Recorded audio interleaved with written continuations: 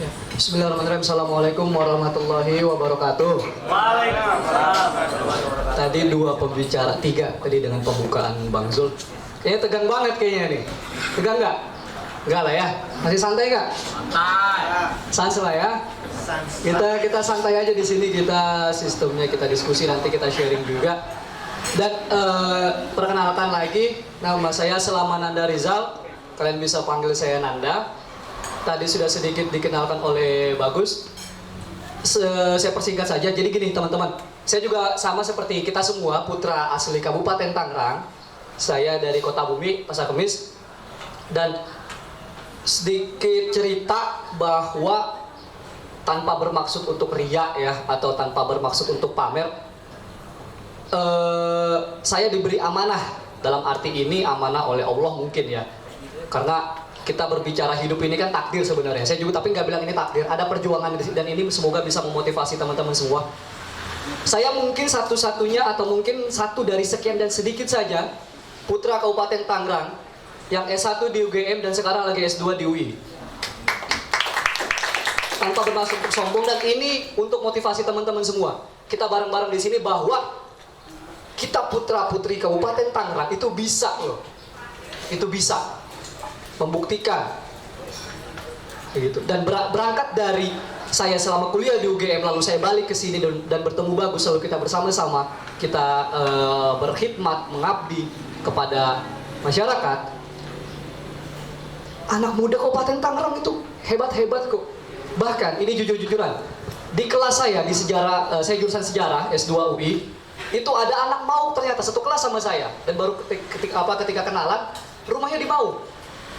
Dan itu belum terhimpun atau belum terdetek dalam tanda kutip ya, entah dari Pemkab atau mungkin dari Bagus sendiri atau mungkin dari kita sendiri.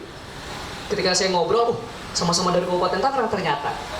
Lalu ada lagi teman saya dulu alumni UGM juga, dia FEB Fakultas Ekonomi dan Bisnis, orang Cisauk, Kabupaten Tangerang juga. Dan masih banyak anak-anak muda Kabupaten Tangerang yang menyebar. Ada di UGM, ada di UI, ada mungkin di STAN lebih banyak lagi, di UIN ada Bagus juga, dan lain-lain. Nah, pertama itu untuk memotivasi kita, dan dimanapun kita kuliah teman-teman juga saya rasa mayoritas pada kuliah, dan saya apresiasi betul ada tepuk tangan buat teman kita Diva dan masih SMA, masih SMK, dari SMK Al-Fatah ya.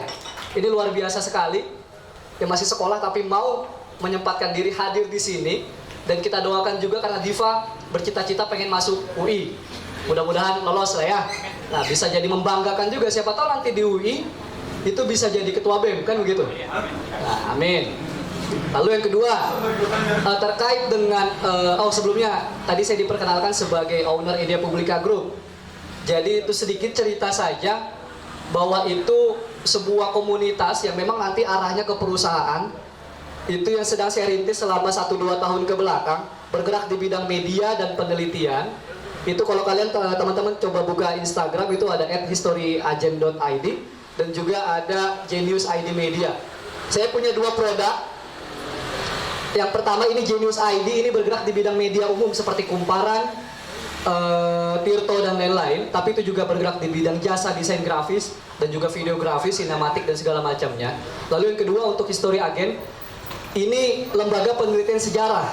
Saya menghimpun semua anak-anak atau mahasiswa sejarah se-Indonesia tanpa pernah bertemu tatap muka, tapi kita bisa melahirkan konten-konten berskala nasional. Itu bisa kok tanpa ketemu. Hanya bermodal grup WA, jalan semua. Lalu kita sebar lagi ke beberapa pemerintah daerah. Misalkan di satu contoh yang terkecil yang sudah kami garap di Purworejo misalkan, bukan yang masalah kemarin yang kerajaan-kerajaan, bukan yang itu. Jadi ada ketika Purworejo berdampingan dengan Jogja, ada proses bandara baru di situ. Artinya kan akan integrasi. Nanti integrasinya itu dari bandara itu nanti ke Borobudur. Nah, Purworejo sebagai yang di sebelahnya, nanti para pendatang atau para yang datang ke bandara bisa lewat situ, atau nanti dari pemerintah Purworejo bisa mengarahkan. Jadi sebelum ke Borobudur bisa dong lewat Purworejo dulu. Nah, di situ kita gali potensi sejarahnya seperti apa, kebudayaannya seperti apa. Kades-kades kita kumpulkan, dana desa ada berapa dari masing-masing desa, bisa nggak anggarin ke kita beberapa cair, kita jalan. Untuk tim riset nanti langsung saya calling, ada nggak yang rumahnya terdekat dari Purworejo, kata Jogja, anak-anak sejarah UGM, anak-anak sejarah UNY, anak-anak sejarah UIN, kita lempar jadi researchernya atau tim risetnya. Saya pikir Tangerang perlu untuk membentuk itu, terlepas dari mungkin dinas pendidikan atau dinas pariwisata sudah memiliki tim kebudayaannya, tapi saya pikir untuk menggali potensi sejarah dan kebudayaan yang ada di Tangerang, itu kita masih kurang. Dan ternyata setelah beberapa pengalaman hidup saya, anak-anak yang jurusan sejarah yang dari Tangerang banyak juga. Termasuk tadi misalkan LSPD ya, itu kan lembaga LSPD nanti ya abang ya akan, itu kita bisa kolaborasi nanti, kayak gitu. Nah ini agak sedikit melebar sedikit, kita sharing-sharing sedikit. Ini ya sekalian promosi lah bahasanya kayak gitu. Nah tapi terlepas dari itu kita, karena nanti akan nyambung ke perda yang akan kita bahas, yang telah kita bahas sebelumnya. Coba lihat di bab 5 tentang pemberdayaan pemuda.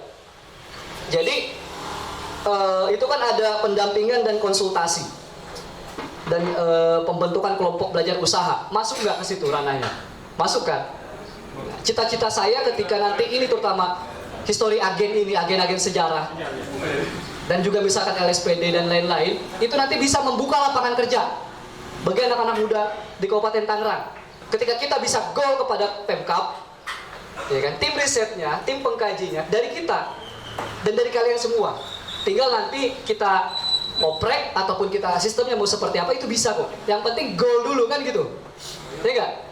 Goal itu harus seperti apa? Harus mengacu kepada perda yang sudah dibuat, tapi tidak ataupun belum dijalankan oleh pemerintah kabupaten.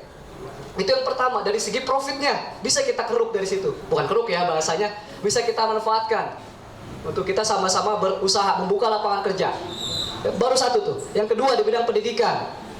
Saya bersama Bagus dan juga bersama Bang Fajrul juga sama-sama dari KNPI. Dari KNPI dan saya ketua bidang pendidikan. Tapi saya diperkenalkan di sini sebagai owner Idea Publika, it's okay, nggak apa-apa. Nah, mengacu tadi yang telah disampaikan oleh Pak Ketua kita, saya pastikan dalam beberapa bulan ke depan, ada Bagus juga nanti bareng sama Bagus sama Pak Ketua juga, kami mohon dorongan dari bawah, dari teman-teman semua, sampaikan aspirasi kawan-kawan semua. Ini soal pendidikan dan kepemudaan mau dibawa kemana. Saya sebagai ketua pendidikan yang akan menghadap langsung kepada Pak Zaki untuk menekan, Pak jalankan ini, dan untuk kependidikan bagi anak-anak muda yang ada di Kabupaten Tangerang. Jadi mohon bantuannya juga dari kalian, aspirasinya sampaikan. Bisa ke saya, bisa ke Bagus, bisa ke Ketua Fajrul. Silakan. Saya yang akan menghimpun nanti dan akan berhadapan langsung dengan Pak Zaki. Dan saya akan publis apakah Pak Zaki mau menjalankan atau tidak. Kan begitu. Nah, lalu ada juga di bab 5 pemberdayaan pemuda pasal 10 ayat 2, nah terkait pemberian beasiswa untuk melanjutkan ke perguruan tinggi. Tadi sudah sedikit disinggung oleh Pak Ketua Fajrul. Bahkan saya sendiri yang S1 di UGM, S2 di UI belum merasakan beasiswanya Pemkab. Kayak gitu loh. Belum merasakan. 2014 saya masih di Jogja dan sampai sekarang di UI saya belum merasakan dan saya tidak tahu nih, saya jujur-jujuran belum tahu prosedur untuk mendapatkan beasiswa itu seperti apa. Tidak ada transparansinya, tidak dibuka untuk umum. Apakah dari kita melempar proposal atau seperti apa kan gitu. Teman-teman pada kuliah kan. Bayangkan kalau ini disahkan, menguntungkan nggak bagi kita? Insya Allah, ya kan? Berapa banyak anak Kabupaten Tangerang yang kuliah baik negeri maupun swasta? Ya kan? Tapi berapa banyak juga yang mendapatkan beasiswa dari Pemkab? Kan kita nggak tahu. Bahkan mungkin nggak ada, ataupun ada, mungkin ya dalam tanda kutip main belakang. Entah dia keluarga bupati atau dia masih lingkaran bupati, kita nggak tahu ya. Ya kan? Tapi untuk umum terbuka, apakah sudah?